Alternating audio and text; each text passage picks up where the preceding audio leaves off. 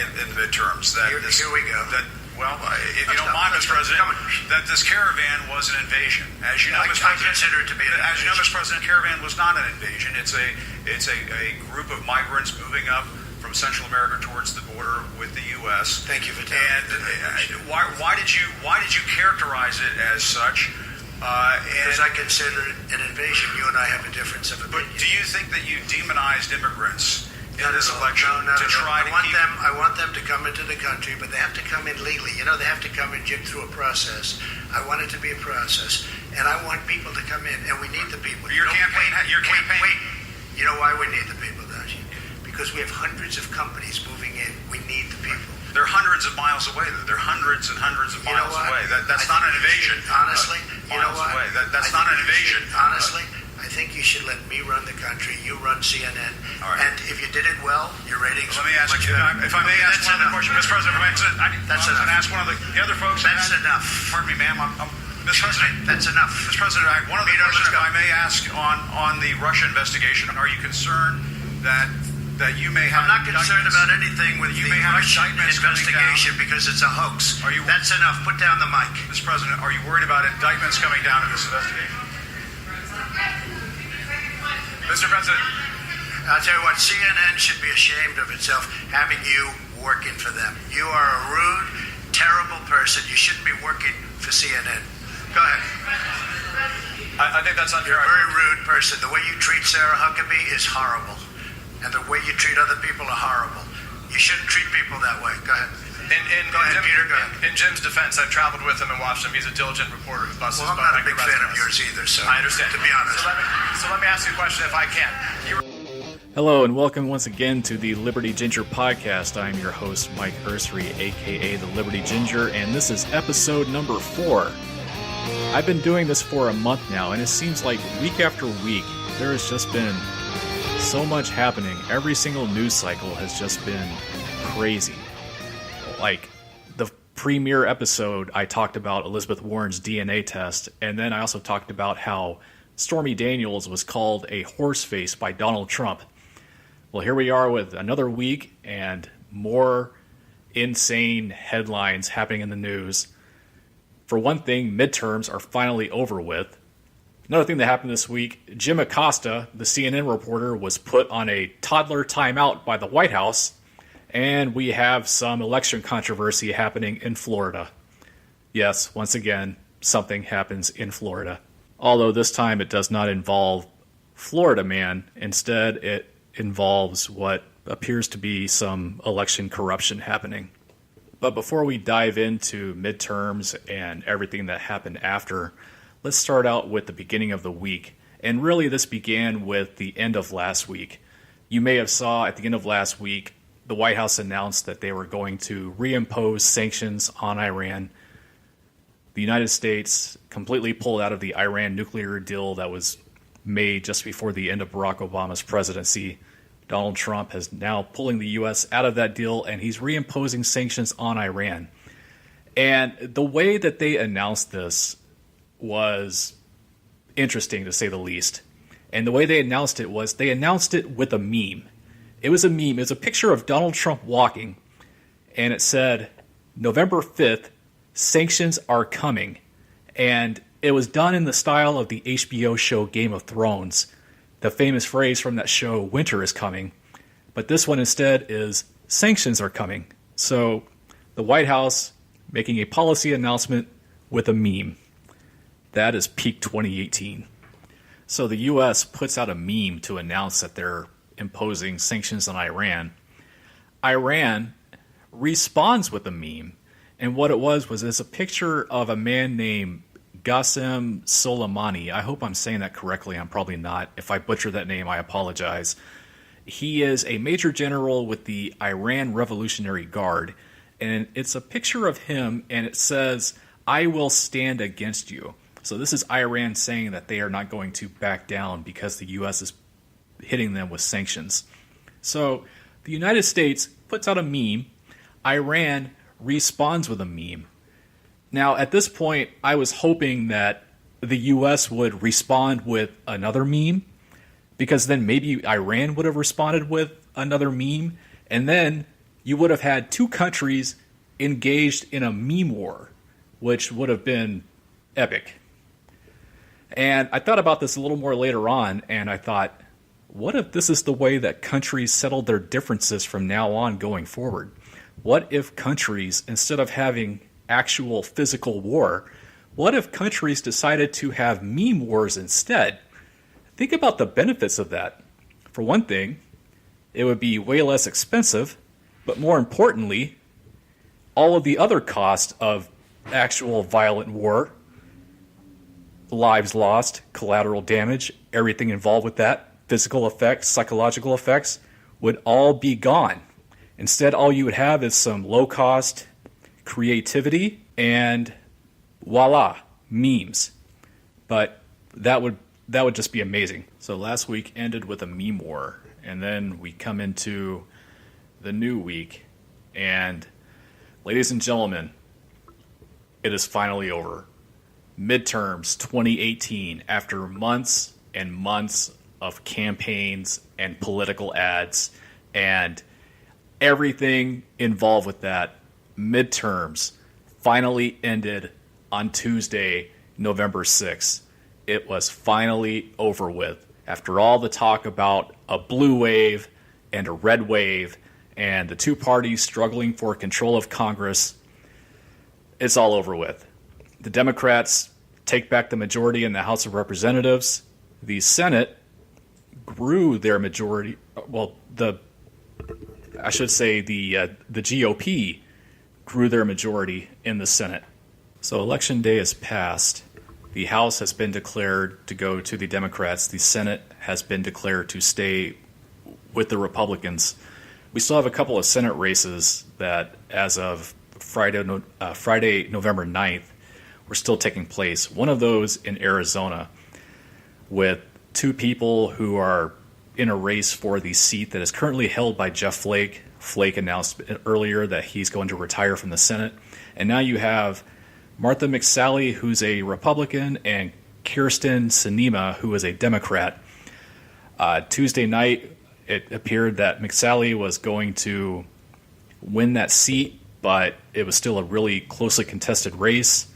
They did a recount, and as of Friday, Sinema had taken a slight lead, but they still had more ballots to count. So that race, as of Friday, is still going on. The other one taking place in Florida, which is also a very tight Senate race. The Senate race in Florida taking place between Florida Governor Rick Scott, who is a Republican. Florida sets term limits for their governor. He has reached his term limit, so now he is running for the Senate, and he is running against Bill Nelson, who currently is the incumbent. 538 reported about 11:45 a.m. Eastern Time on November 9th that Scott had a lead ahead of Nelson by about 15,000 votes, which comes out to 0.18%. That, of course, is too close to call the race. So that race, as of November 9th, is still going.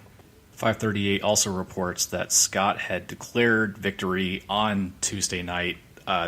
That was election night, November 6th, and he had a lead of about 56,000 votes. But between Tuesday evening and Friday morning, that lead dropped from 56,000 to just over 15,000. And they're saying the reason for the changing margin is because of continued vote counting that's taking place in Broward County and in Palm Beach County, which are two of Florida's largest counties, 538 says, and they also say that these two counties both lean Democrat. Thursday evening, the supervisors of elections in both counties had told the South Florida Sun-Sentinel, that's one of the newspapers in the state, that vote counting there was mostly complete. 538 goes on to say that the state, all counties have until noon on Saturday, that's November 10th, noon on that day is their deadline to have their counts done and everything reported. Bill Nelson's campaign has filed a lawsuit, however, to extend that deadline. I'm really not sure why. It doesn't explain the purpose of the lawsuit, but for some reason Bill Nelson feels that, 4 days after doesn't feel that 4 days after election night is not enough time to count all the votes in the county. Very strange. Rick Scott is also filing a lawsuit in this, saying that Broward County is not disclosing more information about the ongoing count, and Scott, being the governor, still has called on the Florida Department of Law Enforcement to investigate Broward's handling of ballots. Fox News also reporting on this, and Fox News has said that Rick Scott has alleged the Democrats of trying to steal this election. He calls it a campaign of possibly rampant fraud, according to Fox News. And now, first of all, let me say that recounts in elections are quite common. Like races can be close. In some instances, they can be very close. And if they are within a certain margin, a candidate, the losing candidate can ask for a recount. And that does happen. I'm sure you probably remember the 2000 presidential election between George W. Bush and Al Gore, coincidentally, in Florida. Originally went to Al Gore, but the margin was very close. George Bush asked for a recount. After that recount, he was declared the winner and he won the election. In fact, that election was so close nationwide that it came down to who was going to take Florida. And also, the Florida Senate race is not the only one that we're waiting on results for. The Florida governor race is also still ongoing. Now, the Democrat candidate, Andrew Gillum, had conceded to the Republican candidate, Ron DeSantis, on Tuesday night. However, after that had happened, his campaign had released a statement about, as NBC News put it, they released a statement about counting every vote. And so now here we are, still waiting on results of that race as well from Broward County. And this race is getting a lot of attention from everyone. Fox News had reported that Donald Trump had made a statement about the Broward County Supervisor of Elections is a lady named Brenda Snipes. And what Donald Trump had told reporters on Friday, November 9th, according to Fox News, is that she has had a horrible history, and all of a sudden they're finding votes out of nowhere. And whenever you look at this lady's history in her position, it really does kind of raise some eyebrows about what is happening right now. Snipes was involved in some controversy this past May. The Democratic primary race between Debbie Wasserman Schultz. She was in her primary against Tim Canova. Back in May, this lady had destroyed ballots, and she was caught destroying ballots, and a judge ruled that she had broke both state and federal law by doing this. Well, first of all, if she was caught doing that, how does she still hold her position? How is she still a supervisor of elections if she was already caught destroying ballots and she broke federal law in the process? That's the first question people should be asking. The second question maybe people should be asking is that if she was caught tampering with an election, why is she allowed anywhere near a polling site? Fox News also reporting that in August, a judge sided with the Florida GOP in its challenge of how the county handled absentee ballots. Republicans claimed Snipes' office was opening ballots in private, preventing people from challenging if they were properly cast. And then in 2016, Broward County violated the law when it posted early voting results online before polls even closed. Why would you do that? It just really blows me away about how she is still in her position. And lo and behold, wouldn't you know it, we have more controversy coming from her department. Who knew?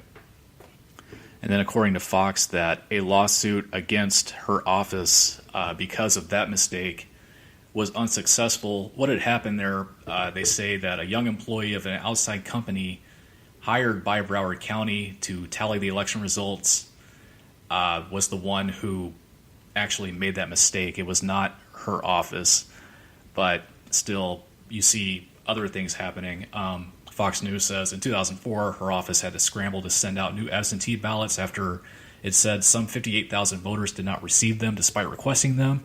And then they're also saying that the same thing happened again this year. Multiple people said they did not receive absentee ballots or got them too late to submit them. This is consistent. It happens every election. Every election, there is a snafu of some type every time. Statement made by a person named Benjamin Bennett, who is a former Broward elections inspector. This is a statement that he gave to Fox News. And Rick Scott has criticized how Broward County has handled ballots during this election. Rick Scott told Fox News that on election night, Broward County said that there were 634,000 votes cast. And then later on, that went up to 695,700 votes cast. And then at 2:30 p.m. the next day, 700,223 ballots cast. And that number, latest figure is it was up to 712,840 ballots cast. So you have ballots that keep on showing up. That I guess the controversy here is they're trying to figure out where these ballots are coming from. It's all really strange.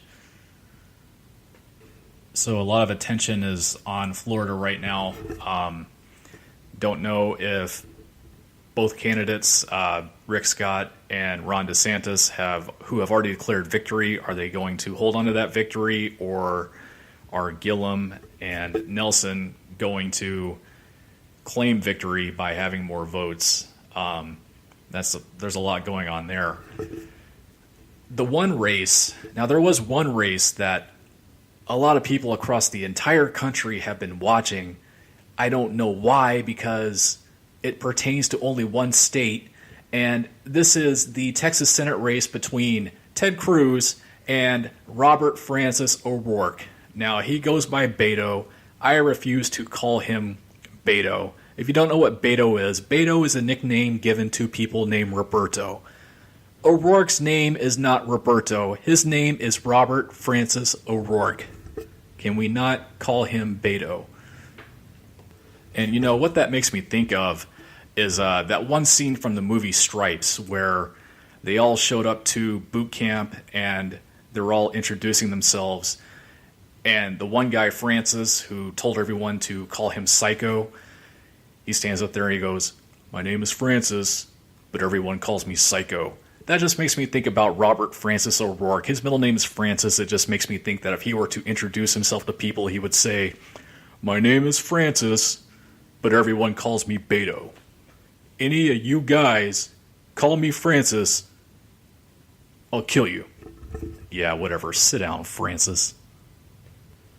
So Robert Francis O'Rourke has become a nationwide sensation in the eyes of Democrats. I mean, he has captured the hearts and minds of Democrats across the country, and he raised a lot of money during his campaign, and I want to say that more than half of that came from donors outside the state of Texas. I don't know why, because they don't live in Texas and they're not voting for him, but they all really wanted this guy to win the Senate seat in Texas. I can understand that Democrats wanted Ted Cruz out and they wanted a Democrat in, but this wasn't just the case of, well, let's just get Ted Cruz out and get this Democrat in. No, these people loved Robert Francis O'Rourke. I can't tell you why. And I also can't tell you about any of his policies. I have not looked at his policies. The reason why is because I don't live in Texas. I'm not going to cast a vote for him or Ted Cruz. Therefore, I don't care what his policies are. But a lot of people really interested in this guy. I can tell you the things that I did know about Robert O'Rourke just from things that I saw in the news. He used to be in a punk rock band. He apparently likes to ride a skateboard. He drives a pickup truck. But of course, he lives in Texas, so that's not surprising. Oh, yeah, and he also likes to eat Whataburger. Let you know a little secret. In-N-Out, way better than Whataburger. People from Texas likely are going to disagree with me on that. Well, people from Texas, you're all wrong. Sorry. But back to this race between Cruz and O'Rourke. Texas is a red state, but Cruz had to really fight in this campaign because O'Rourke had not just a lot of support in the state of Texas, but like I said, he had a lot of support nationwide. He had a lot of donations nationwide. He raised $70 million. He spent $60 million on this election. Ted Cruz had to really fight. He had to campaign really hard. It even took Donald Trump going to Texas and campaigning for Cruz, and that was when he called Cruz Beautiful Ted. That time when he said, he used to be Lion Ted, now he's Beautiful Ted. So, Cruz won this election, but he only won this by, I think 2.6%. This election was really close, and I was watching the results coming in Tuesday night, and O'Rourke had a lead for most of that. He won over the more liberal parts of Texas, like Dallas, Austin, El Paso. Ted Cruz won over all of the rural areas of Texas, and that got him over the hump. That's a very hard-fought election, and for a Republican senator in Texas, that is not a good sign. But even though Robert O'Rourke lost this election, he's not going away apparently, because now you have people saying they want him to run for president in 2020, and I'm already seeing things about a 2020 run for him. For one thing, the website Slate had put something out that night, Tuesday night, after the election had been called. They put out a piece talking about how O'Rourke should just go ahead and declare that he's going to run for president in 2020. And there was a lot of talk on Twitter about people wanting him to run for president in 2020. And there was a lot of other stuff I saw on Twitter about this race, which I thought was just absolutely ridiculous. And I'll go ahead and go into this. I saw one thing. The magazine Vogue had put out a piece 2 days after the election on November 8th. A headline that says, "Why do white women keep voting for the GOP and against their own interest?" And of course they're talking about the battle over what they call women's reproductive rights and, the battle over abortion. And so, and by Vogue doing this, they're just assuming that white women who vote GOP, even though these are conservative women, and you know what? This is Texas, and there are a lot of conservative people in Texas, and there are a lot of conservative women in Texas. Why do you think they're voting against their own interest if they're conservative and they're voting for a conservative? Aren't they voting for their interest? And they're voting for someone who they think represents their interest? So that's a very misleading headline. I saw another tweet. Somebody named Trevon Free, I don't know who this guy is, but he's verified on Twitter, and he put up this graphic where he says that 71% of white men voted for Ted Cruz and 59% of white women voted for Ted Cruz. In contrast, 84% black men and 95% black women voted for O'Rourke. 60% Latino men and 66% Latino women voted for O'Rourke. And he said, black women voted 95% for Beto. White women did what white women do. They voted for the Hispanic guy and not the white guy. Is that what you were getting at? That's what it sounds like to me. I mean, I'm sure I can understand the point that he's making here. He's trying to make the correlation between, white people and the GOP. But think about this, though. Seriously, Ted Cruz is not white. Ted Cruz is Hispanic. Robert O'Rourke is not Hispanic. Robert O'Rourke is white. The white people voted for the Hispanic, and the minorities voted for the white guy, and we're trying to make this a race issue. Another verified account on Twitter, a guy named George Cesariello Maher, his bio says that he's a writer and a professor of what and where he teaches, I have no idea. But he puts out this tweet, and he said, white people re-elected Ted Cruz. If there's a better argument for the abolition of whiteness, I haven't heard it. And so think about this. And by the way, going by his profile picture, George here appears to be a white guy, but he wants to abolish white people because they didn't vote for his white candidate. I don't get that. I don't get that. But let me just say that this is what happens when you allow yourself to be consumed by identity politics. We are now reaching the point where people just don't make sense anymore with this. White people voted for someone who's not white, and now people on the left are upset about it.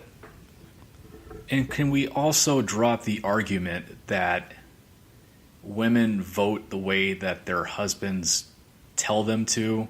This is an argument that was made after the 2016 election, and I've seen some of this now with the 2018, the 2018 midterms, and you especially see this argument coming from feminists that women can't think for themselves. Instead, they do what their husbands or their fathers or whoever tell them to, and they do it because of the patriarchy. But if women are not smart enough to formulate their own opinions, how are these feminists formulating their own opinions?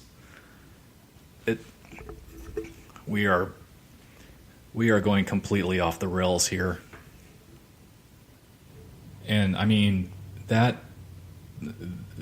train of thought, I think, is really offensive, because I have friends and I have people close to me who are conservatives, and they are very intelligent, and they can think for themselves, and they can formulate their own opinions, and they can formulate their own arguments. So I think that's just really degrading. Democrats, if you want to fare better in the elections, you're wanting to win, the first thing you got to do is you need to drop this identity politics thing. This is, for one thing, it turns a lot of people off, and it's not going to get you anywhere. You've lost seats in the Senate, and you don't have a very large majority in the House, and you don't even know if you're going to win the White House back in 2020, but you just know that they're going to continue on with identity politics going forward, and this 2020 election is going to be full of it, and you're going to see a lot more of this ridiculousness coming out, and you're going to see a lot more of these crazy opinions and these really crazy statements. And I kind of don't want the 2020 election to come. I kind of just wish we could just stand still and stay the way we are now. The Democrats have the House, the Republicans have the majority, so we have a gridlock in Congress. Can we just keep it that way? Me being a libertarian, me being a person without a political home, that's kind of how I feel right now. More news that came out after the midterm elections, and more confusing things from the Democrats. Jeff Sessions has been fired by Trump, and the way it was worded was he resigned at Trump's request. So essentially, he was allowed to resign, but ultimately he was fired. And Thursday night, you had a lot of people protesting in Times Square in New York City because Jeff Sessions is no longer the Attorney General, and now they think that Robert Mueller's investigation is in jeopardy, because they think now that Sessions is out, because Sessions had recused himself, and we're going to get a new Attorney General, and they think that Robert Mueller might be fired and he won't be allowed to finish his Russian collusion investigation. I hope that's almost done with. And so they're protesting now, but you got to understand, you got to think about the things that Jeff Sessions stands for. For one thing, Jeff Sessions is a very big proponent of the drug war. So if you're showing support for Jeff Sessions, you are showing support for the drug war. Jeff Sessions is also a big proponent of private prisons. If you're showing support for Jeff Sessions, you're showing support for private prisons. You're also showing support for civil asset forfeiture, which Jeff Sessions is a big proponent of. In fact, during his tenure as the Attorney General, he tried to ramp up civil asset forfeiture. And he also wanted to go after states that had legalized marijuana. So, showing support for Jeff Sessions, you're showing support for all of these things. Now, they're not actually doing that. They're all doing this because of Robert Mueller, but still, Democrats who are against all these things that Jeff Sessions support, all of a sudden they're showing support for Jeff Sessions, and they want Jeff Sessions to remain the Attorney General, even though he supports all of these things. And the last thing that we'll go over in this episode, last week's episode, I began with the mass shooting that happened in Pittsburgh at the Tree of Life Synagogue. Another mass shooting happened this week, this time at a country bar in Southern California. A 28-year-old male named Ian David Long. He was a veteran of the United States Marine Corps. He is now deceased, but not before he took the lives of 12 other people, including one law enforcement officer. Walked into this bar and started shooting. NBC News had reported that he had posted to social media during the attack saying that he was bored but sane. Of course, him being a veteran of the military, there's been some talk about veteran PTSD. I don't know what this person's mental state was. This thing is a very tough tragedy. I'm a Marine. I am at a loss for words over this. According to NBC, it's not clear which social media platforms he had posted to. Twitter declined to comment, NBC said. They also said that Facebook declined to comment. Facebook owns Instagram, so we don't know if he had posted to Facebook, Instagram, Twitter, or some other social media platform where we don't know that yet. One thing that's being reported in the news is that he may have had PTSD, so we don't know this guy's mental state. He served 5 years in the Marines. He was in the infantry as a machine gunner. They said that he did, I think, 8 or 9 months in Afghanistan. I don't know what he could have seen while he was over there. Don't know if he even had PTSD. And even this guy is a war veteran. That does not automatically mean that he had PTSD. I will also say that it's very hard to single out the motive of people who do these things, especially if not saying that he is suffering from some kind of mental illness. We don't know if he had mental illness, but even if he is, it's still very hard to single out the motive. For one thing, we don't understand why he chose the location that he chose. Is it a place that he liked to hang out at, or is it a place that he chose randomly? See, we don't know these things. It's very hard to single out the motive. NBC also reports that it's suspected that the gunshot that killed him was self-inflicted. NBC also said that they did an investigation of his home, and it looked like there were holes punched in walls. They also said that police were called to his home during the year for a domestic disturbance, which they said that he was acting, quote-unquote, somewhat irate and acting a little irrationally, but he was not taken into custody. So to say that he may have had PTSD, that does not tell us anything. And, you know, people are going to speculate on this because, like I said, he is a war veteran. But we don't know. That's why I'm not going to try to speculate on it here, because I don't know much about this background, so I can't really make any kind of statement about why he did what he did. But hopefully we can find out more stuff about this guy going forward. Maybe possibly in the next episode we can talk a little more about this if more about this comes out. But this is the end of episode 4 of the Liberty Ginger podcast. Like I said, I am your host, Mike Ursery, a.k.a. the Liberty Ginger. The The Liberty Ginger podcast is a part of the Think Liberty Network. You can find the Think Liberty Network at most places where podcasts are hosted, to include Spotify, Stitcher, iTunes, Google Play, and iHeartRadio.